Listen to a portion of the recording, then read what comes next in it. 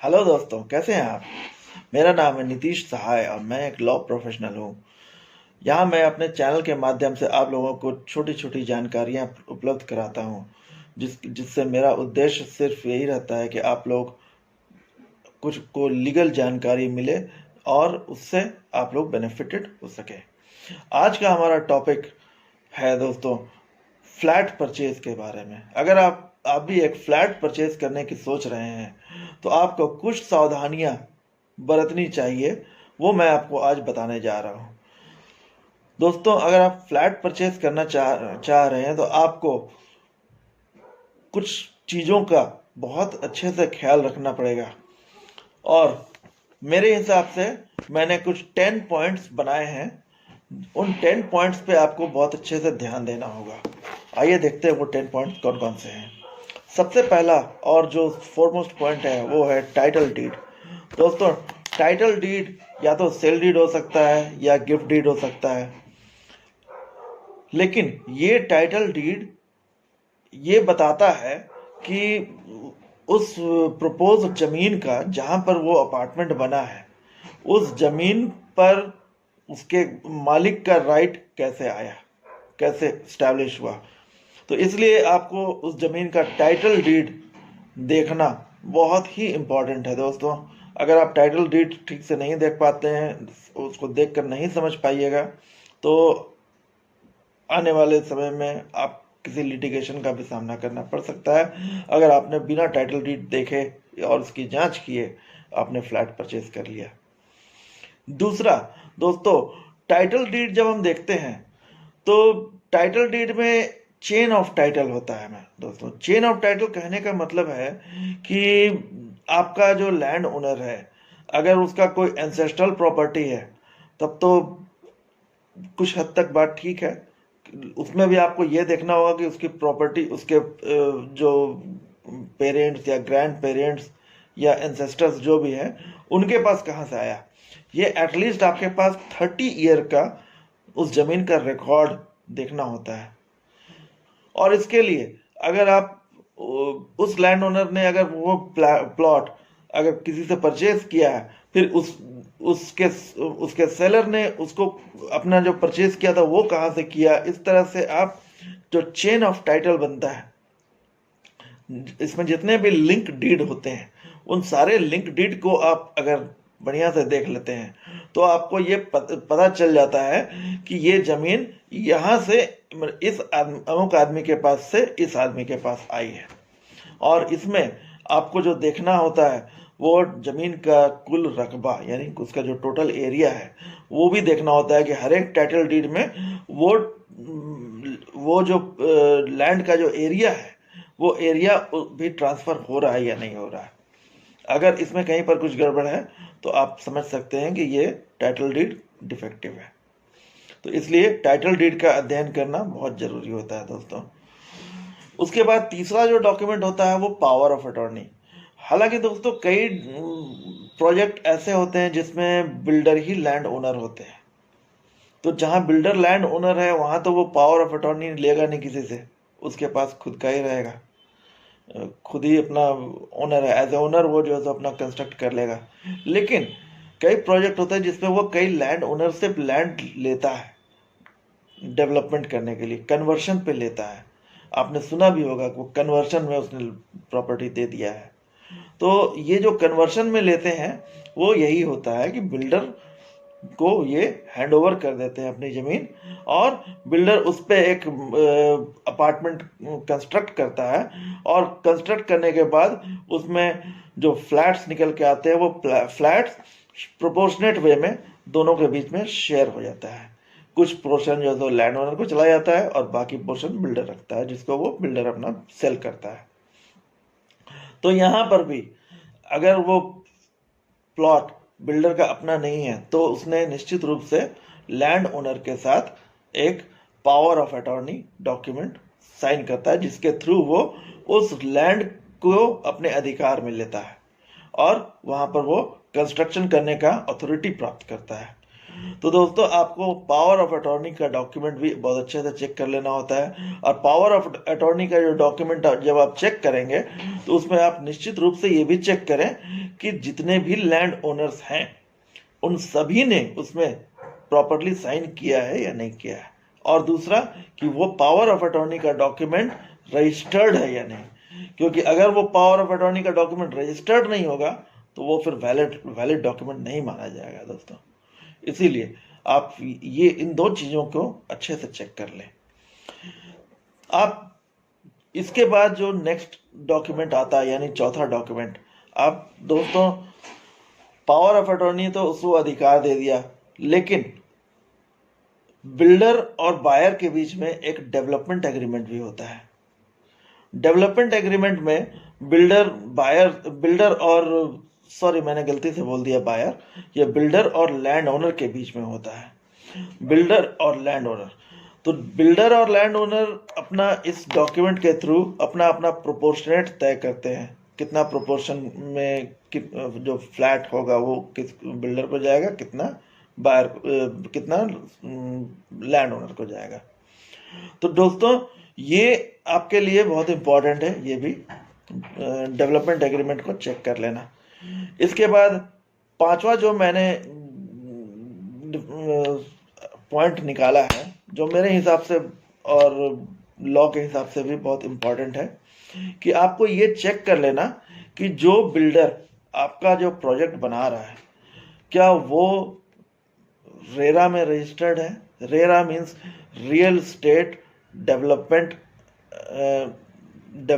Act, इसका full form है real estate regulation and development act 2016। ये एक्ट दोस्तों 2016 में आया है और ये हमारे जो बायर्स हैं, फ्लैट बायर्स हैं, उनके प्रोटेक्शन में ये एक्ट को लागू किया गया है। तो इसलिए अगर आप ये चीज़ भी देख लेते हैं कि वो जो प्रोजेक्ट है वो रेरा के थ्रू रजिस्टर्ड है या नहीं है, क्योंकि 2016 में रेरा के आ जाने के बाद से अब जितने भी प्रोजेक्ट आ रहे हैं उनको रेरा रजिस्टर्ड होना मस्ट है। इसलिए अगर कोई प्रोजेक्ट रेरा रजिस्टर्ड नहीं है तो आप उसमें निवेश ना करें, ये मेरी सलाह होगी। और या एटलीस्ट ये भी देख लें कि वो रेरा के लिए उसने अप्लाई किया है या नहीं, रेरा रजिस्ट्रेशन के लिए। अगर अप्लाइड है तो भी जो है सो वो उसको रजिस्ट्रेशन, अगर सब कुछ वो एज पर नॉर्म्स वो चलेगा तो उसको रजिस्ट्रेशन मिल जाएगा। इसीलिए आप एटलीस्ट इतना तो जरूर देख लें कि रेरा में अप्लाइड है या नहीं है उसका प्रोजेक्ट। अच्छा, ओके दोस्तों आगे बढ़ते हैं। नेक्स्ट जो मेरा डॉक्यूमेंट्स है वो है sanction building map from municipal corporation. तो दोस्तों जो बिल्डिंग वो बना रहा है बिल्डर, वो बिल्डिंग को म्युनिसिपल कॉरपोरेशन से पास कराना होता है। तो आपको ये म्युनिसिपल कॉरपोरेशन का जो सैंक्शन लेटर होता है वो भी देखना इसके लिए बहुत ज़रूरी होता है। आप वो भी ज़रूर से देखें और उसकी एक कॉपी भी ले लें अपने पास, ताकि ये पता चले कि इसका जो प्लान है, बिल्डिंग प्लान है, वो म्युनिसिपल कॉरपोरेशन से पास है, के द्वारा पास किया गया है। इसके बाद दोस्तों जो नेक्स्ट डॉक्यूमेंट है ये है म्यूटेशन का रिकॉर्ड। दोस्तों जो लैंड ओनर्स हैं, अगर चाहे वो एंसेस्ट्रल हो, प्रॉपर्टी के को इनहेरिट किए हों या प्रॉपर्टी परचेज करके उसके पोजीशन पे आए हों, वो उनकी प्रॉपर्टी तभी वैलिड मानी जाएगी जब वो उसका म्यूटेशन भी वो करवा लें अपने फेवर में। और इसीलिए दोस्तों म्यूटेशन का रिकॉर्ड देखना आपके लिए बहुत ज़रूरी है।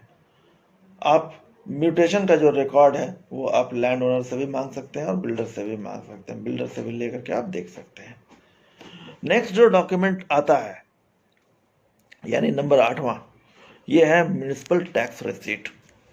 दोस्तों ये म्युनिसिपल टैक्स रिसीट, ज़मीन का जब म्यूटेशन हो जाता है तो उसके बाद जो लैंड ओनर्स हैं या अगर बिल्डर ने जब कन्वर्शन पे ले लिया उसको, तो उसको बिल्डर भी म्युनिसिपल टैक्स को वो पूरी पे कर देते हैं, क्योंकि ये एक अवभार होता है जो म्युनिसिपैलिटी का राइट होता है। अगर म्युनिसिपल टैक्स पेड नहीं होगा तो आने वाले समय में म्यूनिसिपल कॉरपोरेशन इस पर कार्रवाई कर सकता है, और कल को जब आप वो फ्लैट परचेज कर चुके होंगे तो वहाँ पर हो सकता है कि इसकी देनदारी में आपको भी जो है सो पैसे देने पड़ जाएं। तो इसलिए दोस्तों इस बात को आप अच्छे से इंश्योर कर लें कि municipal tax up to date है या नहीं है। ठीक है दोस्तों। नेक्स्ट जो मेरा पॉइंट है वो है NEC. NEC means non encumbrance certificate. दोस्तों जो ये प्रॉपर्टी है उस पे और भी कोई हिडन आभार या कोई इनकम्बरेंस है या नहीं है, ये आपको कहाँ से पता चलेगा? इसको पता करने के लिए आपको उस प्रॉपर्टी का नॉन इनकम्बरेंस सर्टिफिकेट निकालना होता है। तो ये निकालने के लिए आप अभी गवर्नमेंट के जो साइट्स हैं, गवर्नमेंट का जो रजिस्ट्रेशन विभाग का जो साइट होता है, आपके लोकल एरिया का भी होगा, जैसे यहाँ झारखंड में देखिएगा तो झारखंड का है रजिस्ट्रेशन डिपार्टमेंट, उसका साइट है, बंगाल का भी है, बिहार का भी है। उसी तरह आपके लोकल एरिया में भी म्यूनिसिपल रजिस्ट्रेशन डिपार्टमेंट का अपना एक साइट होगा। उस साइट में आप जा करके नॉन इनकम्बरेंस सर्टिफिकेट निकाल सकते हैं, सिर्फ जमीन का व्यवहार दे करके। जमीन का जो खाता नंबर, प्लॉट नंबर, मौजा नंबर, ये सब देने से आपको उसका नॉन इनकम्बरेंस सर्टिफिकेट पिछले 30 साल का आप निकाल कर देख लें। ये बहुत ज़रूरी होता है। इससे आपको ये पता चल जाएगा कि इस ज़मीन पे किसी तरह का कोई इनकम्बरेंस तो नहीं है। ठीक है दोस्तों। और जो 10वां पॉइंट है, हालांकि ये सबसे इम्पोर्टेंट पॉइंट है कि जो आपको सबसे पहले कंसिडर करना चाहिए था, लेकिन फिर भी मैंने इसको सबसे लास्ट में बताया, क्योंकि कहीं भी जाएं तो ये चीज़, इसका इम्पोर्टेंट उन 9 आगे के जो 9 पॉइंट मैंने बताए हैं उसके बाद ही आता है। ये है बिल्डर्स का रेपुटेशन। आप जब कोई भी प्रोजेक्ट, आप कहीं पर भी जब आप फ्लैट परचेज करने जाते हैं तो हालांकि सबसे पहले आपको बिल्डर का रेपुटेशन देख लेना चाहिए। उससे आपको बहुत सी चीज़ों पे इंक्वायरी करने की शायद नौबत ना भी आए, ऐसा भी, क्योंकि अगर बिल्डर रेपुटेड होगा तो वो भी नहीं चाहेगा कि उसका किसी भी प्रोजेक्ट में किसी तरह का कोई, उसके परफॉर्मेंस में किसी तरह का ब्लॉट लगे, ठीक है, या कोई उंगली उठा सके, तो ऐसा वो भी नहीं चाहेगा। इसीलिए अगर बिल्डर का रेपुटेशन अच्छा है तो मोस्टली प्रोजेक्ट भी ठीक ही ठाक बन जाता है। लेकिन इस पर आप ब्लाइंडली तो फेथ नहीं कर सकते हैं ना, इसीलिए आप बिल्डर का भी रेपुटेशन आप चेक कर लें कि उसने जहाँ जहाँ प्रोजेक्ट बनाया वो सक्सेसफुल है, कैसा है, उसका मार्केट में क्या रेपुटेशन है। इससे आपको जो फ्लैट परचेज करेंगे आप मोर सेफ फील करेंगे। तो दोस्तों ये जो 10 पॉइंट मैंने बताया ये बहुत ही इम्पोर्टेंट है अपने आप में, और आप इन 10 पॉइंट को अगर आप ध्यान में रख करके आप फ्लैट परचेज करते हैं तो आपको बहुत कम चांस है कि आपको कोई भी धोखाधड़ी हो या कोई किसी तरह की कोई परेशानी का सामना करना पड़े। किंतु अगर इसके बावजूद भी अगर कभी ऐसा हो जाए कि आपने एग्रीमेंट कर लिया और परचेज करने के लिए आप पैसे भी दे चुके हैं, लेकिन आपका प्रोजेक्ट अभी तक कंप्लीट नहीं हो रहा है, बिल्डर जानबूझ करके डिले कर रहा है और आपका बैंक का लोन बढ़ता चला जा रहा है, तो ऐसे में तो आप लॉस में चले जाएंगे। तो ऐसी स्थिति में आपके पास रिड्रेसल का क्या उपाय है? रिड्रेसल का मेरे हिसाब से आपके पास उपाय है, और सबसे पहला उपाय तो ये है कि अभी जैसे मैंने आपको ऊपर में जो बताया था 5वां नंबर पॉइंट कि रेरा रजिस्ट्रेशन को आप चेक करना ना भूलें। तो अगर आपका जो प्रोजेक्ट है, बिल्डिंग प्रोजेक्ट, वो रेरा के थ्रू रजिस्टर्ड है तो आप सीधी रेरा के अथॉरिटी के पास इसका कंप्लेंट फाइल कर सकते हैं, और इसके कंप्लेंट पर वो एक्ट करते हुए उसमें आपको न सिर्फ वो कॉम्पनसेशन दिलवा देगी, बल्कि अगर बहुत ज़्यादा डिले होने पर वो बिल्डर पे कार्रवाई भी करती है और आपके पैसे भी आपको विथ इंटरेस्ट वो वापस करवा सकती है। ठीक है। इसके अलावा जो दूसरा उपाय है, आज जैसा कि ये उपाय हालांकि पहले भी था, ये कि कंज्यूमर कोर्ट में आप केस कर सकते हैं। लेकिन अब ये उपाय और भी ज़्यादा एफिकेशियस हो गया है, क्योंकि कंज्यूमर प्रोटेक्शन एक्ट 2019 जब से लागू हुआ है, इसमें कई ऐसे प्रोविजंस हैं जिसमें जो सेलर है, उस सेलर का डेफिनेशन में कोई भी आ जाए उसके लिए बहुत ही घातक कह सकते हैं ये। और ये बिल्डर हाउस रियल एस्टेट के सेक्टर में ये बहुत ही इफेक्टिव है ये प्रोविज़न। तो आप इस तरह से अगर आप कंज्यूमर केस भी करते हैं तो आप अच्छा खासा कंपनसेशन भी वसूल सकते हैं बिल्डर से, अपने जो पैसे हैं मूलधन उसके अलावा।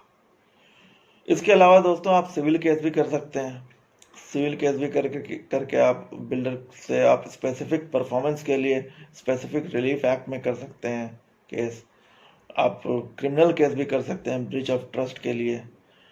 तो ये सारे उपाय हैं जो आप कर सकते हैं दोस्तों। तो अंत में मैं आपसे इतना ही कहना चाहूँगा दोस्तों कि आप जब फ्लैट परचेज करें तो आप अपने आँख कान खुले रखें, सारे पेपर्स बढ़िया से चेक करें। और मेरी एक सलाह और होगी दोस्तों कि आप भले ही फाइनेंशियली कम्पिटेंट हो, बट आप फ्लैट परचेज करें तो बैंक से फाइनेंस करा के करें। बैंक से फाइनेंस कराने का आपको फ़ायदा ये होता है कि बैंक आपके प्रॉपर्टी का पूरी अच्छी तरह से चेक करती है।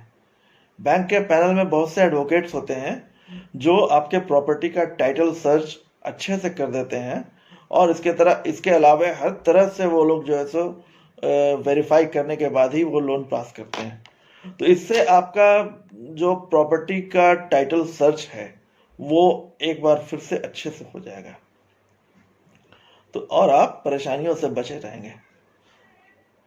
ठीक है दोस्तों, अगर आपको ये मेरा वीडियो अच्छा लगा हो तो इसे प्लीज़ लाइक कर दें और मेरे चैनल को सब्सक्राइब कर लें।